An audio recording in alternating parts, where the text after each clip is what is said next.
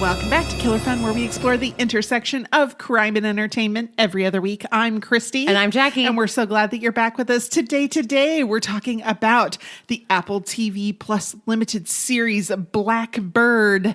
A man in prison gets a proposal, not an indecent one, but a very, very dangerous one. Nice summary. That's fantastic. I was like, he gets an indecent proposal. Oh, no, it's not indecent. I mean, it might be indecent, but that I don't think comes into play in this particular story. Well, at least it's not indecent in the way that we kind of think about it right off anyways. Though there are indecent things that happen. Yeah, because, treating people decently. Yeah. That's even codified in the law. Yeah. And now we'll get there, right? we'll get there because you're gonna give us a summary of this first episode, and I cannot wait to hear it. Which, I hate this, especially when there's only 6 episodes to a limited series, and the first one's just called Pilot. Yeah, I know. I'm like no, you didn't make just this first episode. No, when you're gonna make 6 seasons of a show, or you're gonna make 24 episodes in a year for a show, it's fine to call the first one Pilot. Right. And especially when it's so episodic. But this is not episodic. This is a miniseries, really. I mean, it's just one story. It's a 6-hour movie. Mm-hmm. Yes, that's exactly right. So it's not a pilot episode, really. I mean, it probably was when they pitched it. But, rename it. Yeah. Files can be renamed. Yeah. I mean, it's not like they filmed a pilot to see if it would get picked up. Yeah, not in this case. No. I mean, not at all. So it annoys me. Is there another reason why it's called Pilot? What am I missing? If there is, then I didn't understand it. It wasn't clear enough. And I watched this episode 2.5 times because I watched it to make my notes, and then I watched it again while I was writing my notes, getting ready to record. And then I'd go back and I'd be like, what exactly did he say in this spot? Okay, we had to do that too. We had to rewind a couple of times because there's a little of the mumbly. Yeah. That's fair. And we had to go back a couple of times, and there's a couple lines where I don't even know what they said. But the gist is fine. I'm up to date with it. It's all right. It's fine. But I only got through I think really episode 2. Oh, see, and I haven't watched beyond the first episode because my husband said he wants to watch it with me. And so I thought when I did the rewatch where I wasn't taking notes and I was just paying attention, right, that he would watch it with me. But he hasn't. And then he just didn't make time for it. So I'm see? Okay, so now, but that means I can't watch any more of it until he's ready to watch it. Exactly.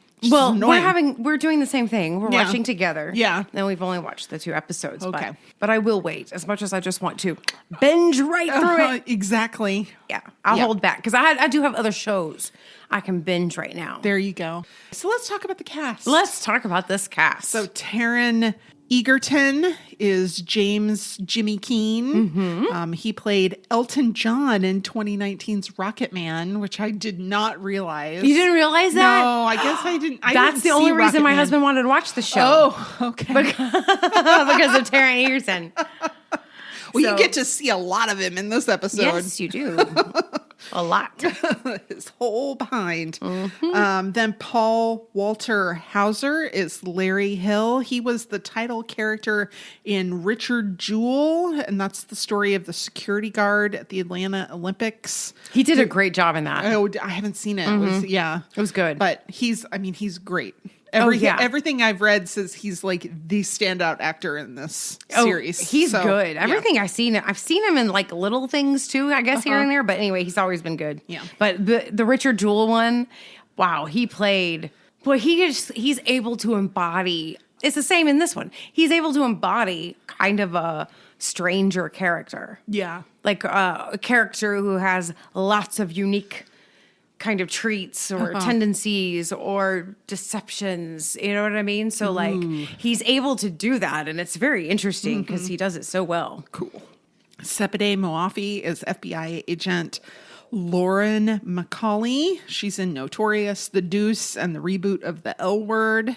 Of course, Greg Kinnear, Detective Brian Miller, So many roles. Oh. I mean, you've got Mail, Little Miss Sunshine, House of Cards, and my favorite movie. What's that? As Good as It Gets. Oh, yeah. Yep. That's an old one. Beware. It is super offensive. Oh, but he was so good in it. And then in one of his last roles, Ray Liotta, Big Jim Keene, of course, Goodfellas, but also The Muppets from Space in 1999. Yeah. And he did a 3-year stint on Another World early in his career. Oh, really? 1978 I didn't know that. 1981. Oh my gosh, I had no idea. Oh, yes, Ray Liotta. Rest in peace, man. All right, recap. So Jimmy Keene is living large as a drug dealer in Chicago until he gets caught. His dad, a former police officer, helps Jimmy decide to take a deal from the prosecutor. And once in court, Jimmy learns that the deal wasn't 5 years like he thought, but double that, 120 months, 10 years. Several months into his sentence, an FBI agent and the prosecutor make Jimmy an offer transfer to a facility for the criminally insane, and in exchange, he gets freedom. This is the proposal, the dangerous one. Then we learn a little bit about one of the murders that Larry Hill is accused of, and there's an appeal where he might get set free unless they get more evidence against him, which is the whole point of sending Jimmy in to go befriend him. Small town detective Brian Miller is tenacious and doesn't dismiss Larry as a suspect like all the other officers did, just because they knew Larry and put some trust in him and didn't think he could be anything but harmless.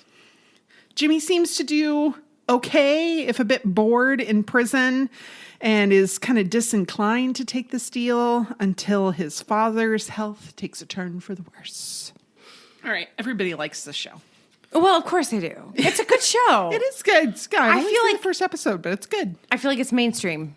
Yeah. I think anybody can come into this and kind of have a place to be. Whereas some of the other stuff we do, I can understand why, even if I disagree, I can understand why they don't. But this one's easy for everybody to get into, and it's super interesting, you know, and there you go. Yeah. Well, and you get to see Taron Egerton's butt. I mean, really. I mean, this is a big deal. I mean, even my husband went, wow, he got jacked for this. Yeah, he did. Either that or he got unjacked for... one way or the other. But holy moly. So 98% according to the critics and 95% positive audience score on Rotten Tomatoes. Nice. Quite good. John Nugent of Empire Magazine. The performances make it. This was a tense true crime story told with immense confidence and care, but it's the performances, especially from Paul Walter Hauser and Ray Liotta, that really make Blackbird sing. Yeah, you got to praise those performances, but I'm interested. I mean, Taron Egerton seems to be not called out as like the thing that makes it elevated. I would say most of the critics didn't like his performance, though I think it's exactly what it should be. Oh, me too. Like, he's supposed to be the jock, kind of overconfident, you know, dude that men want to be friends with because they want to be cool, be near that. Right. Yeah. But also maybe a little unrefined, a little shallow, and kind of has a lot to learn. So he can be trained.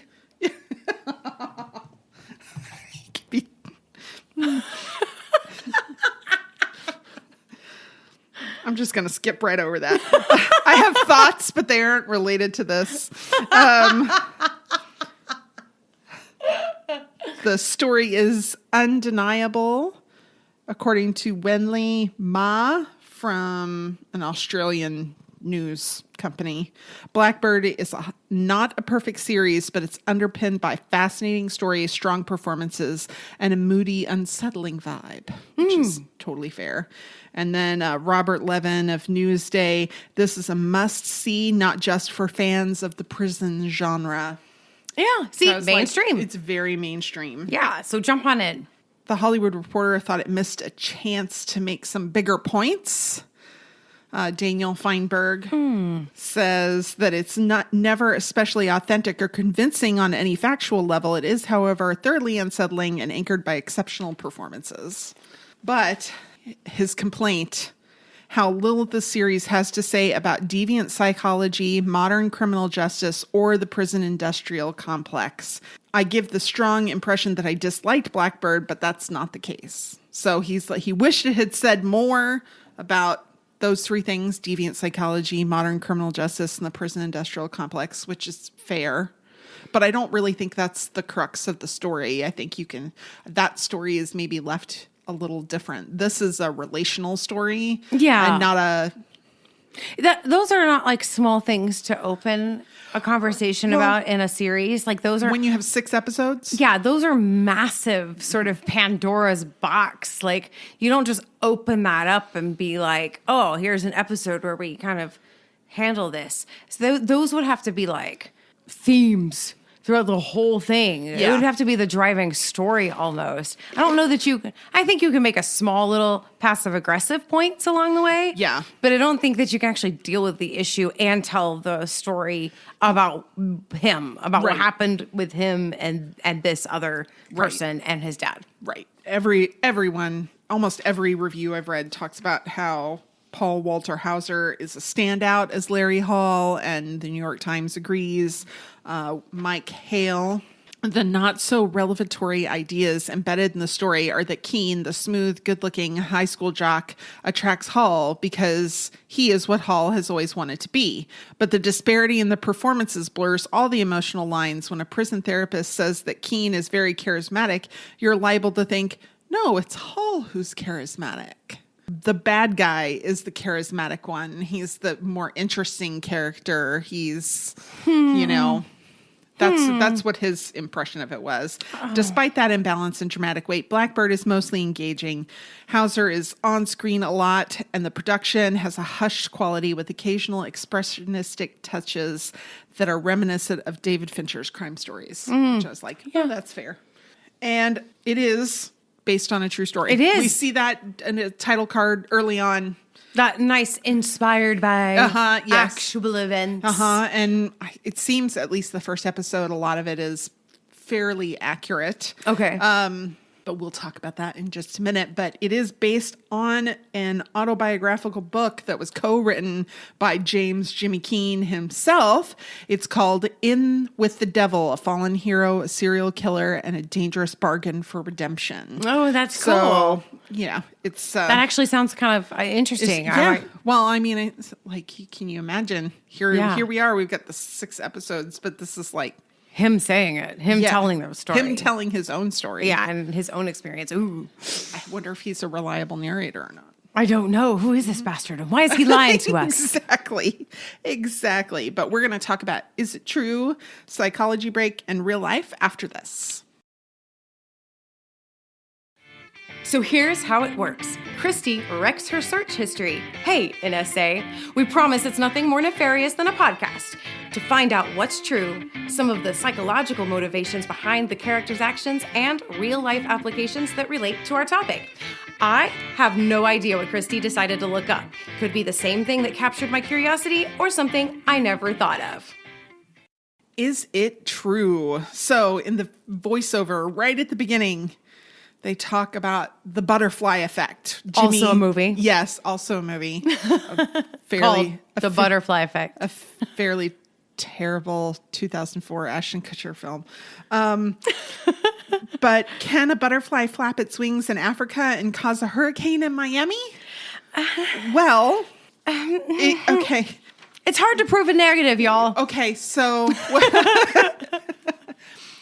the whole point is actually we use that as we understand that if we could just track the factors, that we could tell that actually happens. Right. But Edward Lorenz was a meteorology professor in Massachusetts. And this is an article from How Stuff Works by Nathan Chandler, who talks about this.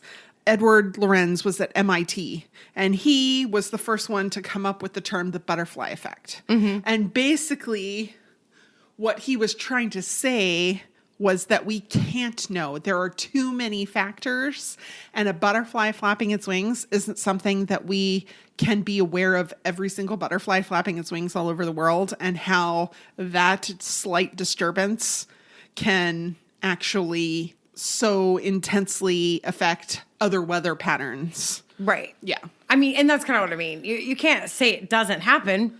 Because it might, but there's... It very well might, which is mind-blowing. But yeah, here's the point. Is that there are minor factors that we can't tell in the events leading up to a large event. I mean, it's like the Rube Goldberg machines. How one small movement can cause something else and can be leveraged to do something large, which then can move something very small. I mean, that's a great visual of this concept, I think. Exactly. Well, especially because one little minor change or adjustment or a domino out of place or, a soda can that's a gram less than you expect it to be. I mean, can really change the outcome. Exactly. And Mr. Lorenz figured this out because they thought at that time in the 1960s when he was doing this work that they should be able to do long-range forecasting accurately. Because if they watch the patterns, they should be able to figure them out well. And he bless them. I know. And he was skeptical. And so he found that rounding off in the computer program, so they rounded off to thousandths and they rounded off to billionths. Okay, so that's a big difference. But it's really like a minute difference. Right, but it's a lot of numbers different. And all they did was round it so that they had fewer numbers after the decimal point. He found dramatic differences when he did that. So he's like, listen. He's like, so he coined it as the butterfly effect, which we tend to think of as something we can actually measure, and it's not. It's not like at all. That's a fun field in some way. It's too mathy for you, but it also is a lot of logic. It's a lot. That's what I like about it is the logic and the statistics. Because even though I don't like arithmetic, but I don't mind, the conceptual side of things. So and I like statistics. So, but it's a really interesting kind of field. Well, and the computer programs do all the math. Oh yeah. Thank God. I mean, they do the arithmetic. They run the whole stats too. Yeah, I mean, I mean, somebody else had to do that from hand, but bless them. We don't have to do that anymore. No, exactly. So the casting's really pretty good. Yeah, is it? So History versus Hollywood helped us out. They've got the faces of actors and the real people and a bunch of facts. And I'm going to talk about some of the more interesting ones. So there's Taron Egerton and Jimmy Keene. Yeah, not bad. Both, short, dark hair, clean cut, normal, very classic sort of masculine jawline. There you go. I mean, how cool is it if Taron Egerton's going to play you in the movie? I mean, look at him. He's cute, though. He is cute. Right? Well done. Jimmy Keene's cute. And, don't be mad about Taron. Hello, that's pretty good. And actually, the Larry Hall, that's... Yeah. a lot of this has to do with getting the... Burnsides. We'll talk about that too. Yes, the Burnsides.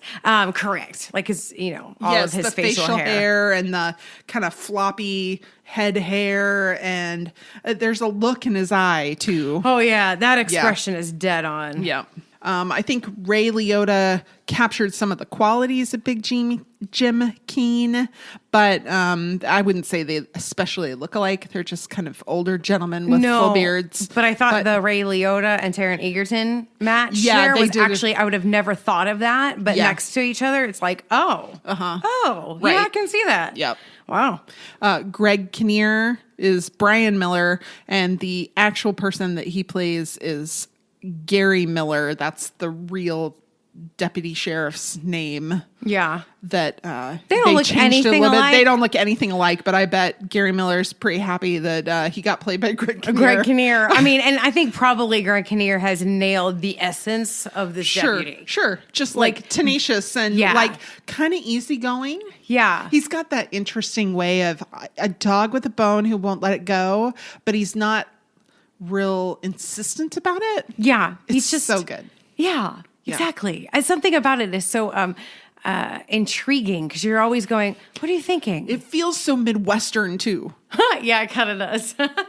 I mean, it's just like, I don't know if you've ever spent any time like in the Midwest. This is the kind of, Only when I was real little. Yeah. Because I lived in Kansas. Okay. Through first through fourth grade, almost through fourth grade. Okay. But, that's pretty young. And, all I knew was my little neighborhood. And and the kids you went to school with. And they had a very relatable Midwest sort of behavior. I've never lived there. I've always lived in the South, but I've spent some time up there. Yeah. Yeah. Robert Wisdom plays Edmund Beaumont, and he looks nothing like the actual prosecutor, Lawrence Beaumont. I'm sure he nailed the essence of the prosecutor as well. I'm sure he did because, I mean, look at Lawrence's face. You can tell he would have been smug as anything when he tricked Jimmy into taking a 10-year sentence over a 5-year sentence. Uh-huh. Oh, yeah. Oh, yes. Yep. Yeah. But also the way Robert Wisdom played Beaumont when they were in the prison and he was like, I need something from you, but wasn't like desperate for it, but also kind of like, hey, I got you, but you deserved it, but you also deserve this second chance. Yes. It was an interesting sort of way to play this particular character that I thought felt really authentic. Yeah, that was interesting because I thought, well, when he goes in there, they obviously had a plan for how they're going to treat him. Right? They didn't want to show their cards. It was a little bit of a poker face. Yeah. But I think it became real clear or real fast to the prosecutor that his previous tricks were going to get in the way of what he was trying to do now. And so I don't know if it was authentic or not, or whether he was just trying to de-escalate and increase the trust without a full-on ultimatum that would make Jimmy just dig his heels in and be like, forget Super whatever fair. you have to say about it. Right. So that was a negotiation kind of thing. And I was like, it was so good. It was good. It was a really good scene. I really enjoyed it. Mm-hmm. So Sepide Mwafi is the FBI agent Lauren McCauley. There is no FBI agent Lauren McCauley. It's based on Special Agent Janet Butkus. Okay. And they don't really look anything alike, but that's fine because she's not playing an actual person. Yeah. Yeah. It's kind of based around, this is where the fudging of things comes in. You know, this is why it's not a documentary or what do they call it when you have a documentary that's acted out? Docuseries? Yeah, kind of. Mm-hmm. But it's where they have reenactments and stuff like that. Oh, it's right. different. Yeah, no, it's different than that. Yeah. Let's talk about some of the things that are real and not real. Okay. Hit me. James Keene really was a football player. Okay. And he actually didn't get scholarship offers. Oh. Yes, that was kind of how he ended up as a drug dealer, was because he was good but didn't end up getting recruited. See, and I wonder why they fudged that, because that helps the story. That makes so much more sense. Yeah. Because that's one thing in the first episode, you're kind of like, how? Yeah. Why wouldn't you just go to college? And why wouldn't you? Because you're obviously so a jock. Yeah. Like, why would you get involved with this? Well, and that makes me wonder, did he say, oh, I got 4 scholarship offers, but I didn't choose any of them. I chose this life, rather than being honest with the people around him and I didn't get any offers, so I guess drugs is my fallback. So, yeah, okay. So I don't know that it's really a fudge. I don't know. Yeah, I have to go back and listen to how he said it, because you're right. He could have been lying to his friends. Yeah. And we I got all these options, but this makes me a lot of money. So why wouldn't I do this? Yeah. When it wasn't. I see what you're saying there. Okay. I might have to go rewatch that scene. I gotta see that. Of course, he really was sentenced to 10 years in prison, and he had been using the money that he made from being a drug dealer to help out his dad. Mm-hmm. He really was helping him out of debt. He'd gotten himself in quite a lot and was helping his dad financially. So I can see why that kind of makes sense, and that's another reason why he could say whether he got scholarship offers or not. Yeah. I got scholarship offers, but here I'm doing this thing. Yeah, for my dad. And James Keene, Big Jim, was a police officer in the Chicago area. Mm-hmm. Larry Hall wasn't sentenced to life in prison for the murder of Jessica Roach when she was 15 years old in 1993, but he was sentenced to prison for kidnapping and rape of her. But they never could find enough evidence, physical evidence, to charge Hall with the murder. What? He signed a written confession, but he made a lot of confessions, then he recanted all of them. Wait. Okay, so they had enough evidence to charge him with the kidnapping. And the rape. Uh-huh. But he said he strangled her with a belt, and they could never find the belt to be able to physically tie him to the murder. And then he signed... Doesn't the rape physically tie him to the murder? I think the rape... Well, I think there was physical evidence that, yes, he raped her. And because he had raped her and said he kidnapped her, that, yes, he'd done that. But they couldn't find enough physical evidence to actually charge him with her murder. That's ridiculous. I mean, it is ridiculous. No. There's just something hinky about that. Completely hinky. Because you're going to tell me that he raped her after kidnapping her. And then just let her go somewhere. There. And then somebody just came by and strangled her with something. Yeah. Wow. Yeah. Rough city. Rough cornfield. Yeah. What the heck? The rape absolutely is the evidence that ties him to the fact that she was dead afterwards. Yeah. I mean, I don't know how all that works, but I guess, it does seem ridiculous. But it does seem hinky. Jessica Roach's parents said they absolutely knew that Larry Hall was the right person because he described how Jessica was walking her bike up a narrow road, which her parents had told her wasn't safe, but she did it anyway, and they had not released that piece of information to the press, and he knew that. So they were sure that he was the guy. Wow. Yeah, but technically never convicted of her murder. I mean, I'm enraged. I'm impassioned. I can't even speak words anymore. Oh, is that happens? I'm just You would That's think, hinky. Yeah, it is hinky. James Keene really was offered early release if he could get the location of Trisha Reitler's body, and he did say no at first, and then came back and said yes after his dad had a stroke. But it wasn't Big Jim's second wife, Sammy, who came and told Jimmy that his dad had had a stroke. Who was it? It was that Big Jim himself was sickly and frail. He came to the prison in a wheelchair. Oh. And it was after Jim saw him in the wheelchair looking less well than he'd seen him before was when he changed his mind. There was no passive aggressive, your dad only doesn't have 3 years if you stay in jail sort of situation. Well, I can understand like that makes it a little, I can understand story wise, I guess, when you're watching it, that added a little bit of a thing. So we know that Lauren McCauley is a fictitious character, but is based on Janet Butkus. But Janet was not in Illinois at the time of James Keene's arrest. So we see Lauren McCauley come in when they bust Jimmy in his house, and she was not there. Okay. And she was also not there when he got the initial offer to go to Springfield and elicit this information from Larry Hall. Okay. So there's some leeway there.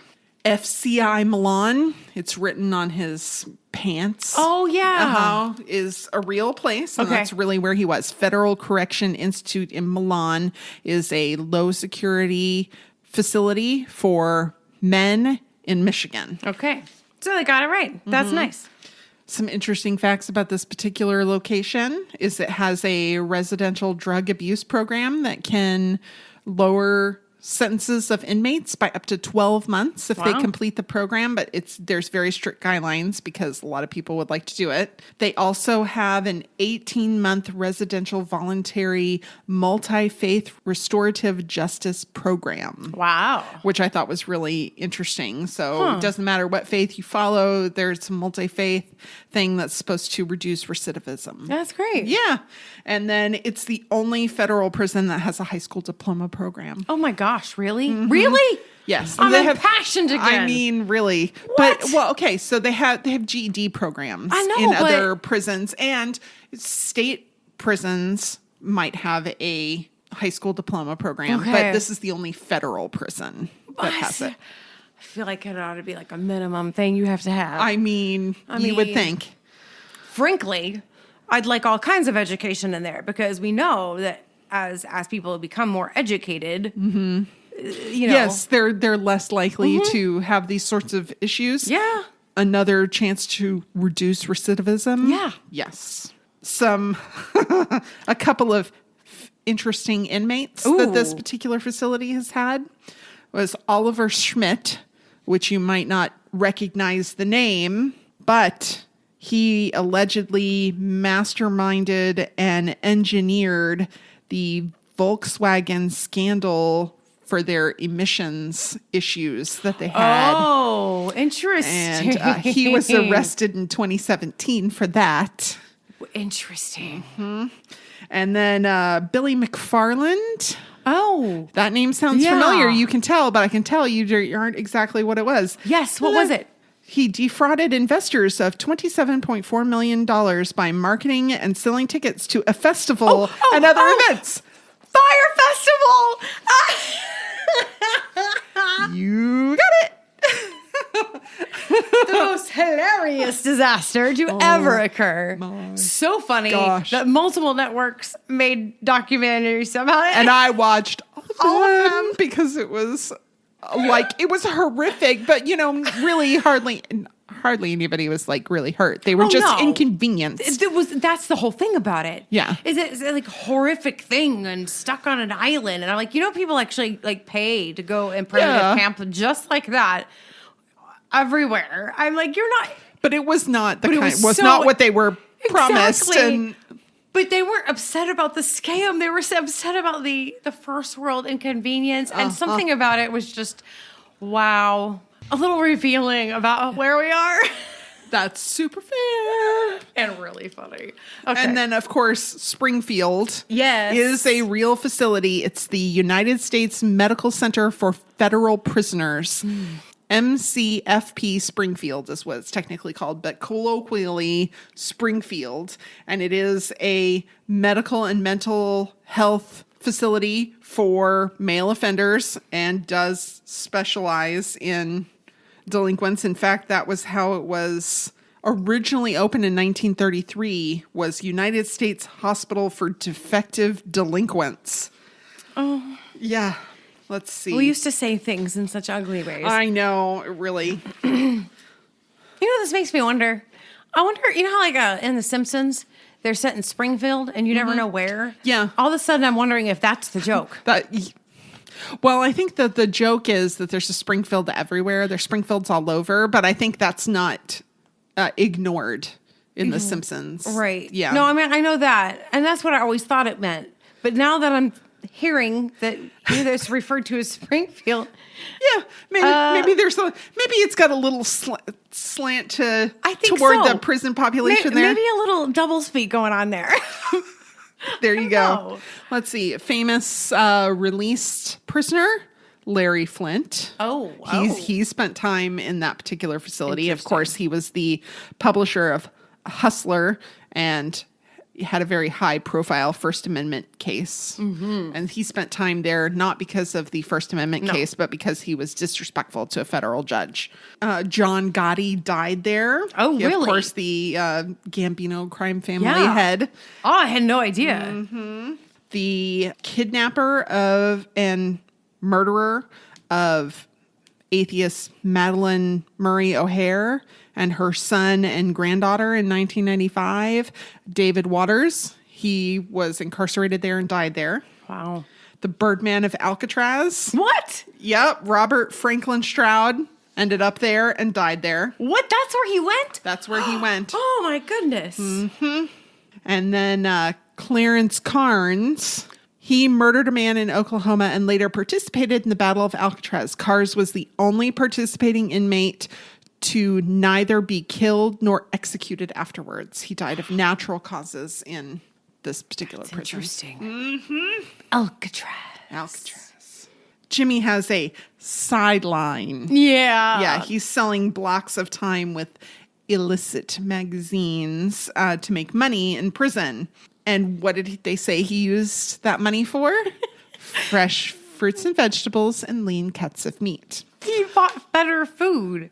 Wrong. I mean, come on. Who does that? So, well, he probably would have. He could have. But the inmate canteen or inmate commissary in federal prisons has pretty specific guidelines about what they sell and what they don't. So they get a chance to spend up to $360 per month in the shop. They have specific days that they're allowed to shop. They can get prison food and personal care items. And so the food items might include things like soup or tuna or canned food, chili. Candy is popular. Then they have snacks like chips and crackers and popcorn and trail mix and stuff like that. Mm-hmm. They can also purchase electronics like radios, MP3 players, though I don't know where they get the MP3s unless they have a small amount of time that they're allowed to use the internet. I don't know exactly, but or combination locks or sunglasses or over-the-counter medicines, things like that. Okay. Items that can't be purchased in the commissary, products that can quickly spoil, like bread, fresh fruits, and vegetables. So that was a little... Again, okay, I'm going to be doing a deep dive and finding everything I can on the prison system after this. And because everything about that is wrong. I mean... Like, if you have good quality food, then you're going to have people who do better and are more productive and are more able to be rehabilitated. Right. But better quality food's expensive. I do also understand the idea that you don't want food in the cells that can bring bugs. I mean... Or food that can be used to do other things. I'll get to that a little later. So I get there's got to be some restrictions. I mean, even in college dorms, there's a little bit of a restriction about fresh items for that very reason. Mm-hmm. So I understand that, but it's so frustrating that we avoid all the things that could actually rehabilitate because we really don't know whether we have a rehabilitation system or whether we have in just punitive. a punishment system, punitive system. Mm-hmm. So, that tension between the two is a little like, I don't know, like pick a horse and get on it. Right. Yeah. I don't know. We're not here to talk about the prison industrial complex. Oh, yeah, that's right. Because that's not the storyline. That's not the reviewer. Story. So Larry and his twin brother Gary, yes, which we don't meet in the first episode. No, we don't. Were, in fact, hobbyists who participated in Civil and Revolutionary War reenactments. Larry and Gary are identical twins, and they look a lot alike, but they don't behave a lot alike. There was a complication during their birth, specifically Larry's birth, where he was deprived of oxygen back in 1962. So he had a significantly lower IQ than his brother. That's interesting. Because he was deprived of oxygen during his birth. I mean, that makes sense. That does happen. But you have to not have some, well, how do I say this? Your typical criminal of that level doesn't have a low IQ. Yeah. Well, so that's very interesting to me. And okay, all right. So in the episode and further, spoiler alert.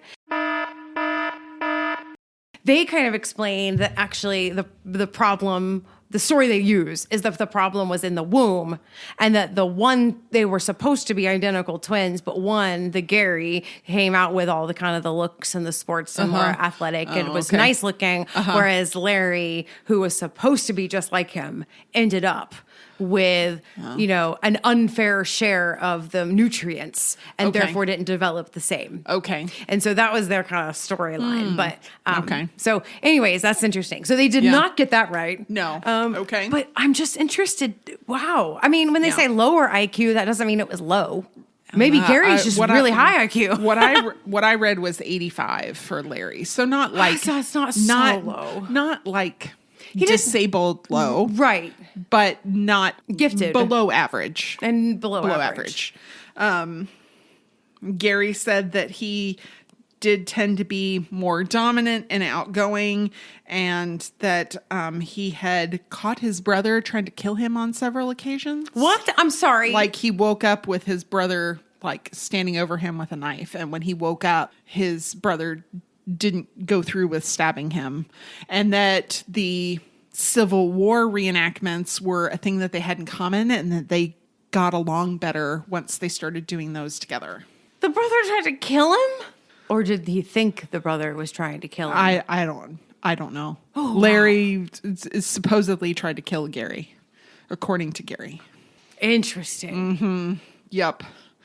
But he was not at all surprised when his brother was okay. Well, there you go. Convicted of these in the things. Episodes, like, they act like Gary is all like, he could never do that. Oh, like, he's not, we're going to help him.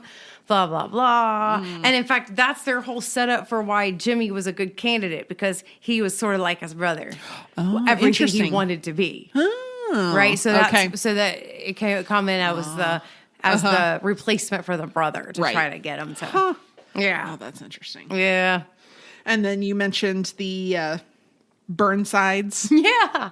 Which sideburns really were, named after a Civil War general, Ambrose Burnside. And I guess during the Civil War, they didn't have any rules in the military about not having facial hair like they do now. But despite the fact that he wasn't a great general, his luxuriant whiskers did cause quite a stir. And they did go from being Burnsides to sideburns, they think, in about 1875. That somebody put it in a newspaper as sideburns, and that just kind of stuck. Well, it does feel better. I don't know why. Yeah, Burnsides. Well, because it's not so specific to a particular person. Right. Yeah. Yeah. It's not like we call them the mullet, the Billy Ray Cyrus. I mean, right? The Cyrus.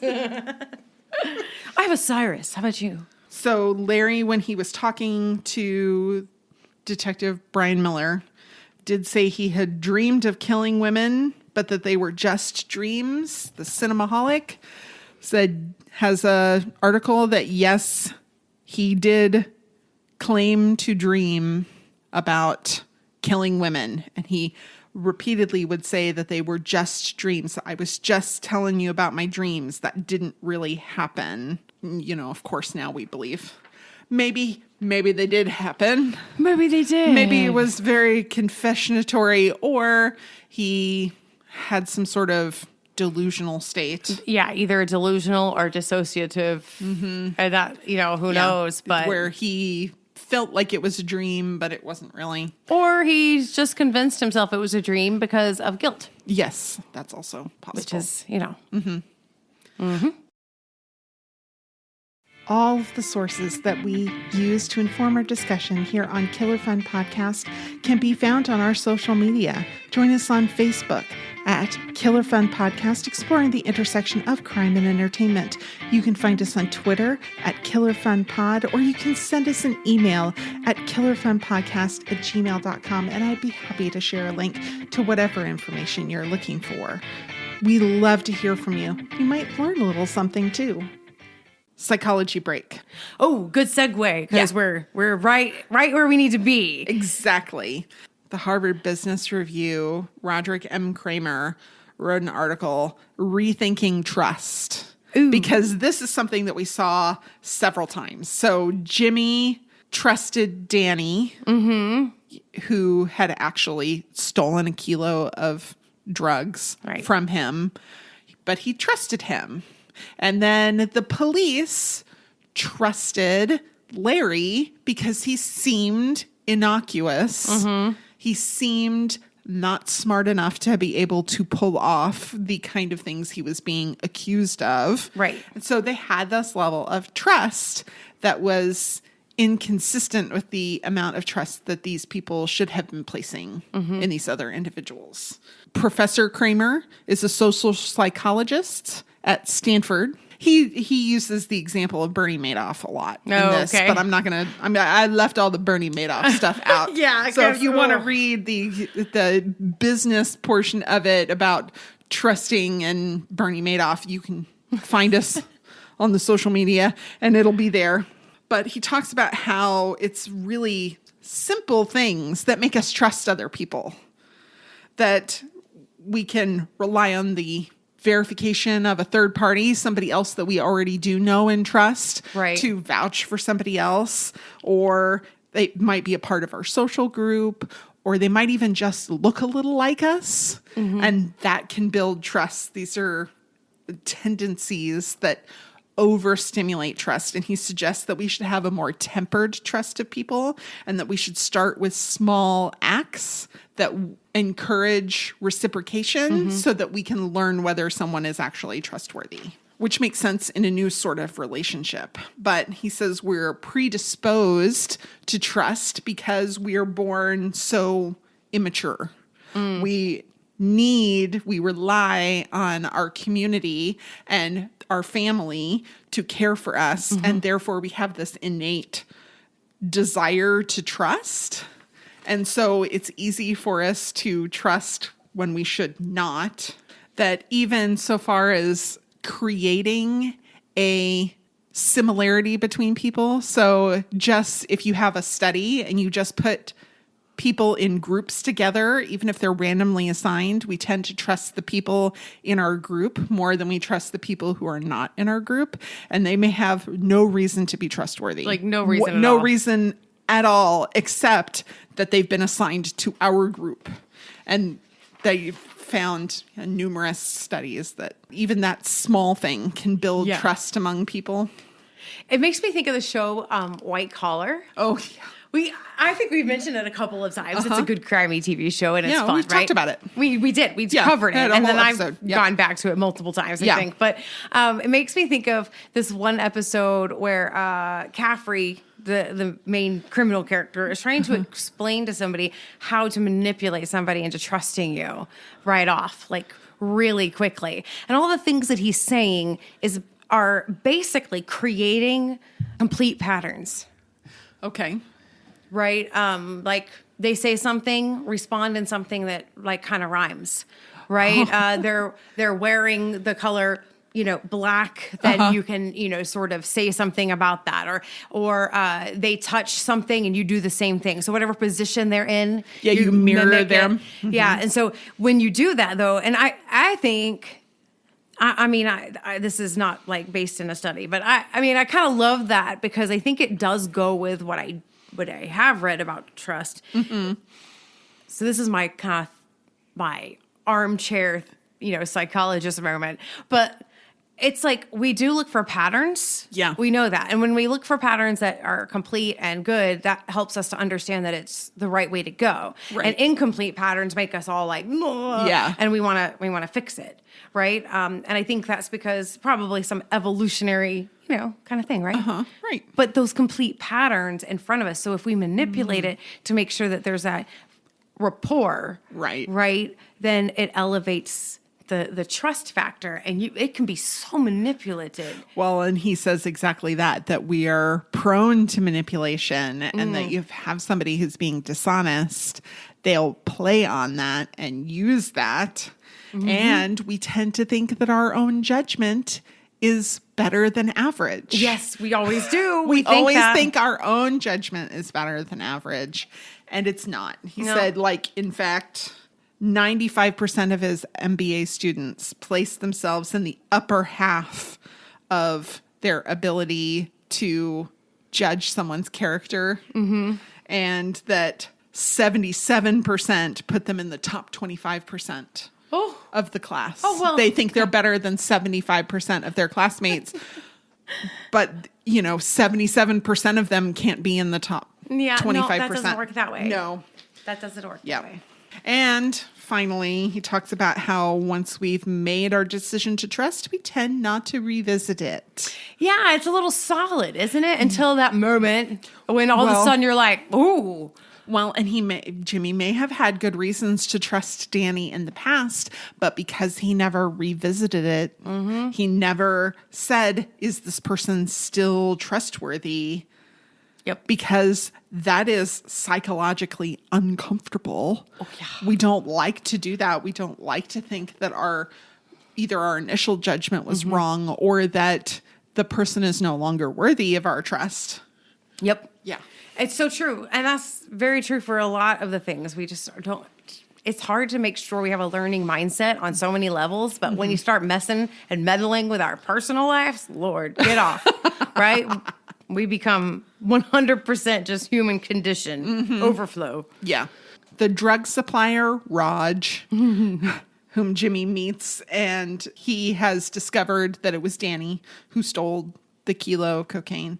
Raj wants Jimmy to buy Danny's freedom, and it's not until Jimmy admits that Danny's life is only worth 3 kilos of cocaine to him that he releases Danny. Right. And he says it's because he wants authenticity in his relationships. Oh, nice. Which is interesting. Drug dealer insisting upon authenticity. Okay. After riding him around on the little go-kart, and talking about stuff and completely deceiving him and getting him into a trap.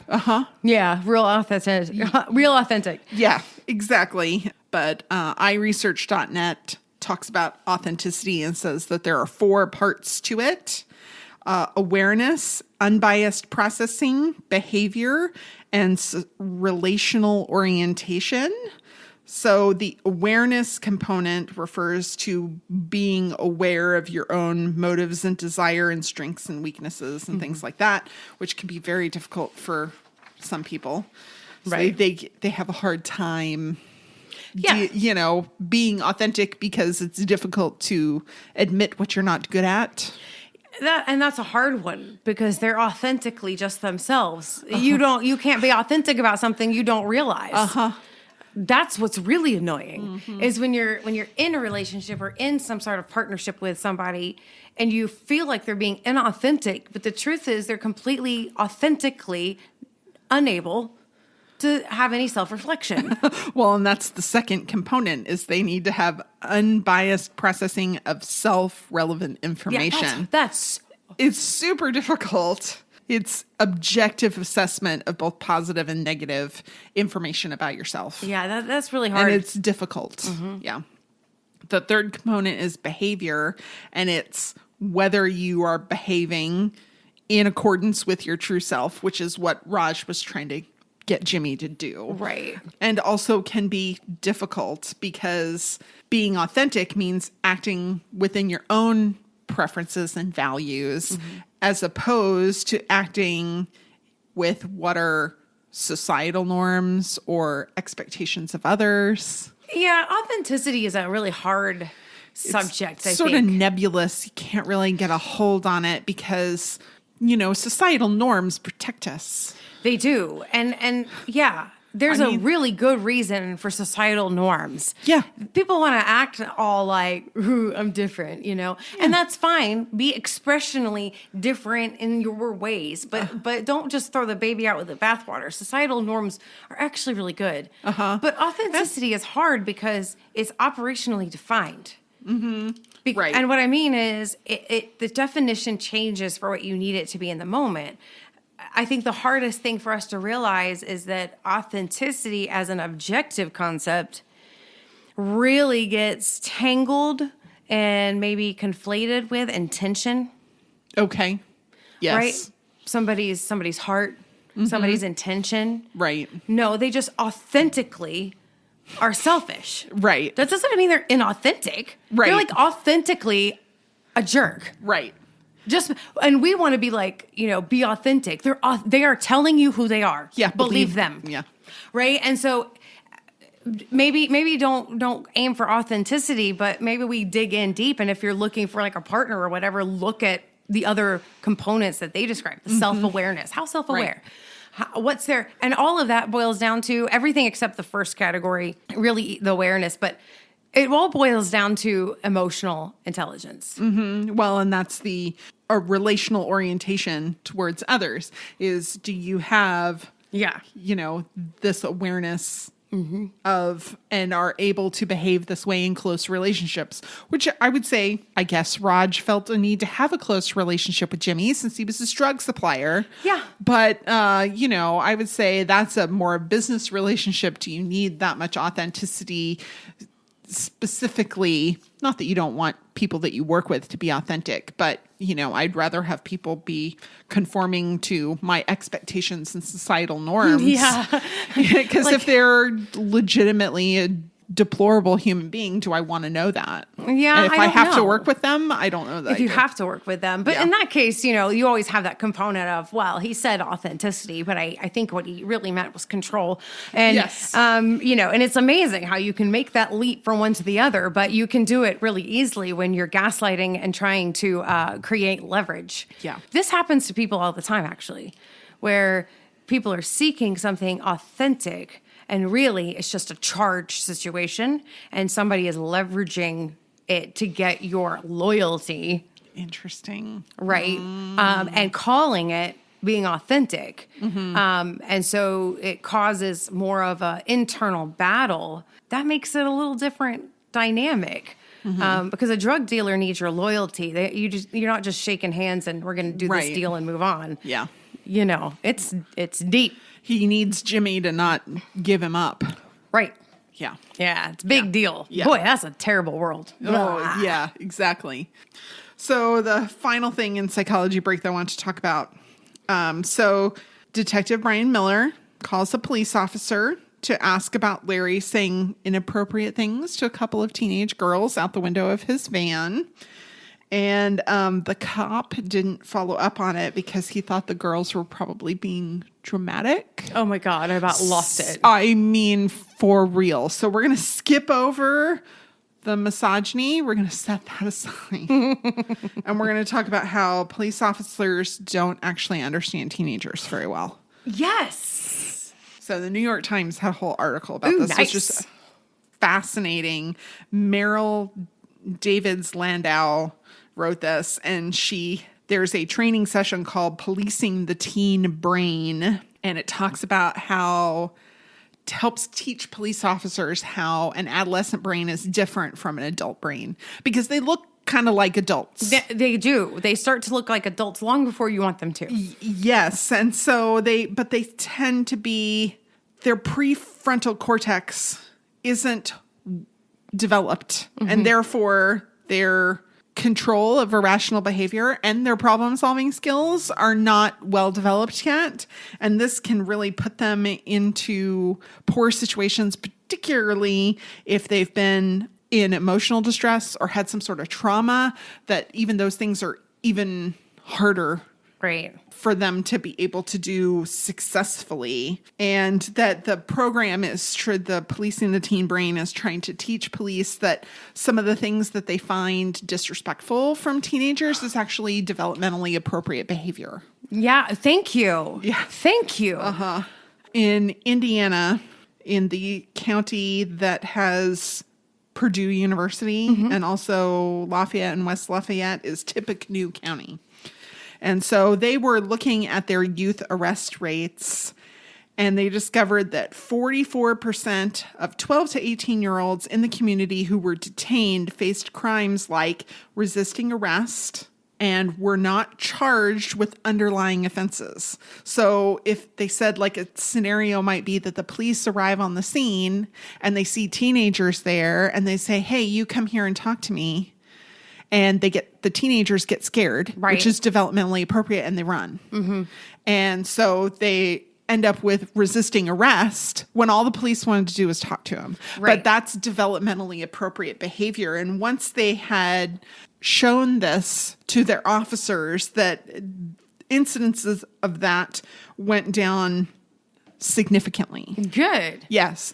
They're running because that is the developmentally appropriate response rather than they're avoiding the police because they've done something wrong. Yeah. They often would find that they had nothing to do with whatever they were there to talk about.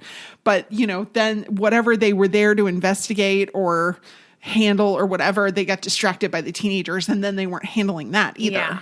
And they talk about how these unnecessary detentions can have dramatically bad effects on teenagers. Yeah. That they'll miss school, and that being taken out of their home or away from their family can have a lot of dramatic effects on them. And there's financial costs to their family. So it was just a really interesting. It becomes a defining event too. Some people can't let go of the label, even if nothing was ever charged. Right. Or filed. I mean, that it can be a dramatic change, especially for teenagers who are looking to solidify who they are, and they're not actually ready. Even as we are as adults, we have to know that our identity is also still kind of fluid sometimes, and we still wrestle with that even at our age. But at that age, they just want to nail it down, plant their flag and their identity. And so these kind of events, particularly young men, and I mean, but these events, they solidify what the world thinks of them, and it's an undue amount of influence on who they're becoming. It can be a trauma in and of itself. It really can. When they had nothing to do, they just happened to be in the area where something bad happened. And now suddenly they're involved in it and they don't know anything about it. And now they're involved with the police. And it's a whole issue. So I think it's worthwhile to I think there's a lot of education that could be done with police officers that I think would make them more effective. Yeah. I mean, SAPD, I say it a lot when we talk about this stuff, that CIT, the crisis intervention training, is such a great training. Yeah. And it talks all about these kinds of things. Yeah. And having those police officers, it doesn't stop unfortunate events from unfolding, because you still have people who are either so severely mentally ill, or you have criminals, and you still have to deal with that. But the overall long range outcome and the outcome on the individual, it's so worth it. Yeah. Real life. Hit me. Right. So Jimmy's 1996 place. Yeah. His house. It was so modern 90s. It was so like what he thought a cool bachelor pad would look like when he was a teenager. Yeah. Because it was a really mid 80s look. The architecture was for sure. Well, and that glass brick. Oh, I know. Bar. It was beautiful. That was beautiful. Is might be the only thing I liked in that house.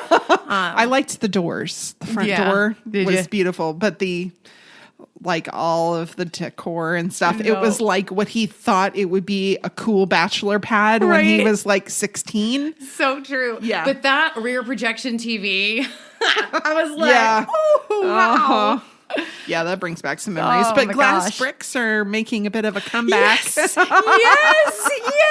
I'm so excited about glass bricks. So this was started in kind of 2019. So if a house was remodeled in the late 20-teens, you might see some of this stuff. And when you pair it with contemporary colors or finishes, it can really make them not feel dated. Right. And can do some really beautiful things, but glass bricks weren't invented in the 80s, even though we highly associated with them. Its actual original roots are from the facade of the Maison de Verre, which is a glass-walled building from Paris in 1932 is when it was built. Well, so it's people forget that it was actually that not the glass bricks maybe that we think of initially, but there was a lot of glass brick use in mid-century modern architecture. Yeah. Yeah. Yeah. Because there's a lot of glass just generally, but glass bricks, it provides that little bit of a, it gives you a little bit of privacy, but also allows light to come in and can be almost voyeuristic, but in a very tasteful way. Yeah. And so, I mean, it's been used forever. In fact, the 80s just was maybe its first comeback. Yeah. And now and that's kind of where it got a bad rap. Yeah. Because they tried to do something different than was done in the 30s or in the mid-century modern period when it was more heavily used. They tried to revamp it, and what did they do? They made it ugly. Yeah, and that's And so now we have the more recent iteration has nicer finishes and cleaner lines. Yes, and, exactly. Yeah. I love them though. So Jimmy really shouldn't have been all that surprised by a 10-year federal sentence based on the guns that he had. Yeah. And they warned him about that. I mean, Robert Slaw Group has a whole article about how much jail time you can get. Okay. Hit me. How much should he? Well, there are two common types of federal gun charges. Okay. And a 924 offense involves possessing, brandishing, or discharging a firearm in relation to a crime of violence or drug trafficking. Okay. Yeah. And a 922 is just possession of a firearm by a felon. That doesn't have a mandatory minimum sentence, but the 924... Which is what he was, because he was a drug dealer and he had guns. Exactly. Would have some minimum sentences. So having the gun, having it in possession during a crime of violence or drug trafficking crime is a minimum sentence of 5 years. Brandishing the gun would be 7 years. Discharging the gun would be 10 years, and that's discharging it but not hurting anyone. Right. Possessing a short-barreled rifle, short-barreled shotgun, or semi-automatic assault weapon in the furtherance of a crime of violence or a drug trafficking crime, 10 years. That's the minimum. And if you use a silencer or a muffler of some kind, 30 years is the minimum. So Jimmy got the minimum for what he was doing. Yeah. For the kind of weapon that he had and the kind of activities he was involved in, it should not have been a surprise. No. This is why Beaumont was so delighted. He was like, if you're dumb enough to take the deal and think you're only going to get 5 years, you deserve to sit your ass in jail for a decade. Right. I mean, and his lawyer even didn't, well, whatever. Yeah. He has trust issues. He trusts the wrong people. Exactly. So Larry Hall was thought to be a serial confessor. Right. Yeah. So Henry Lee Lucas actually was a serial confessor. Okay. He confessed to over 600 murders in the early 1980s. And he is the most prolific serial confessor in recent history. The author of this article from 1999 said they had interviewed him when he was 56 years old in 1996. Interestingly, they interviewed him for a detailed psychological evaluation at the request of his defense team. Okay. And they found that it showed that he had a personality disorder combined with poor self-esteem and eagerness to please, high anxiety, compliance, and a pathological need for notoriety, and some manipulative interrogation practices are what resulted in him confessing to over 600 murders, which he would have had to have been real busy to be able to have done them all. He couldn't have done both. He couldn't have confessed that much and pulled off the murders. So Samuel Little is believed to be maybe the most prolific serial killer. He doesn't even know how many prostitutes or sex workers that he's picked up and murdered along the way as a truck driver, but it's estimated somewhere between 100 and 150. Yeah. And that's a lot. That's a lot. So 600 would be really kind of out of the realm of possibility, I think. Yeah.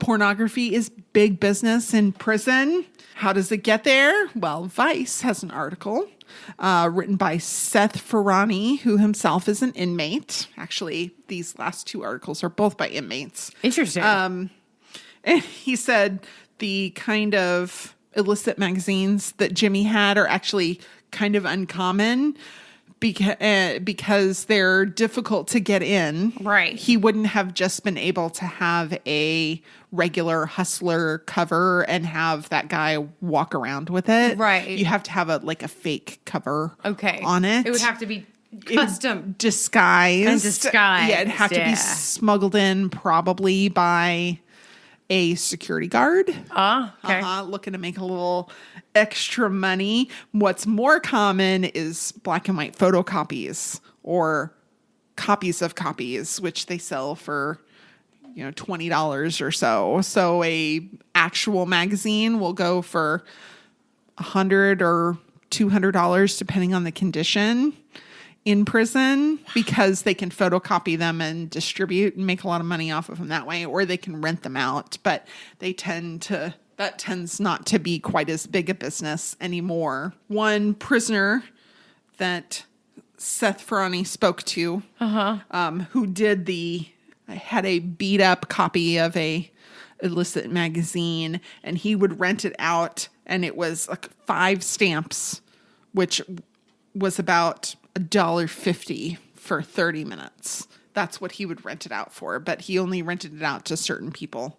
For $1.50. $1.50. But he sold that magazine because you can't take it with you from prison to prison. So he got transferred to a different prison. He sold his magazine for $100. Yeah.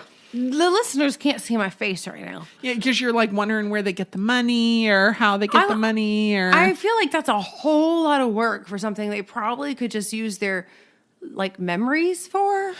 Oh, well, that's maybe just, they're not real creative. Yeah, or maybe it's been a while. They've been in for 15 years. I don't know. Their memories aren't as clear as they used to be. I don't know, but I just feel like, two things. Okay, wait. 2 things. All right. Oh man. Oh. Jackie's formulating thoughts here. She's trying to get this. And it really hurts today. It's just, that's a lot of work. Yeah. A lot of work for what most of them, I think, could pull a memory for and get the job done if they so desired to do that. And, so it seems like they're just finding stuff to get into. Because Sure. Cocaine, you can't just, remember the cocaine. You can, but it won't give you the same effect. Right. Whereas a memory could I don't know. Maybe these guys didn't have a lot of experience, or some of them are not very imaginative. Yeah. Yeah. So then my second thing is, all right, if you're going to have a sideline, as they call it, somebody in there got to be good at drawing.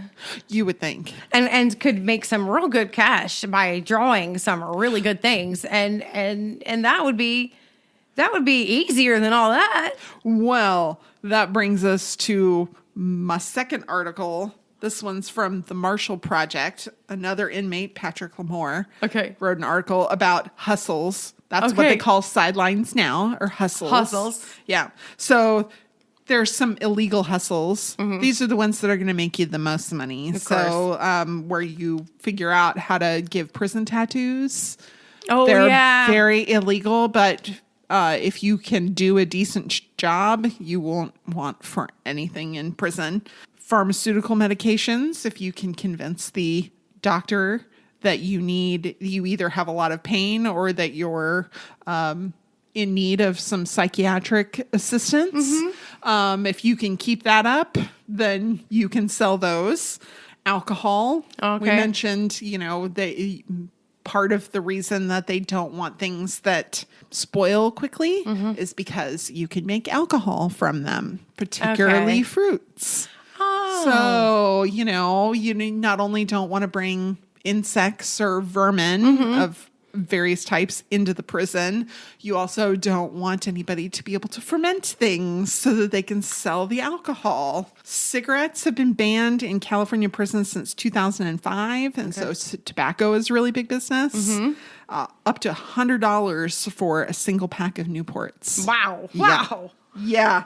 But he said, the surprising thing is the majority of hustles in prison are positive.